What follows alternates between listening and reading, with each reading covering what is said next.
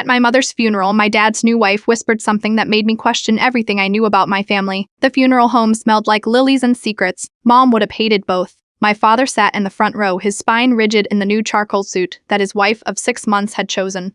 Patricia never patty-dabbed at dry eyes with a monogrammed handkerchief while nodding sympathetically at mourners who approached. I'd been numb since the cancer took Mom 3 days ago, 28 years old and suddenly motherless, in a world that expected me to function despite the crater in my chest. "Your mother looks peaceful," the fifth stranger in a row murmured, squeezing my hand. I nodded mechanically, though I thought Mom looked nothing like herself in that casket, too much makeup, hair too perfect. Mom was messy laughter and flower-dusted aprons, not this waxwork stranger. When everyone finally took their seats, the priest began with practiced solemnity.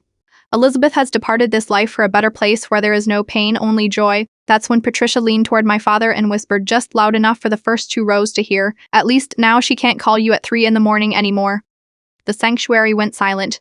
My father's face drained of color. I stared at Patricia, trying to process her words. Mom had never called Dad after the divorce 12 years ago. She'd made a point of it, refusing to lean on him even when the bills piled up or when the furnace died midwinter.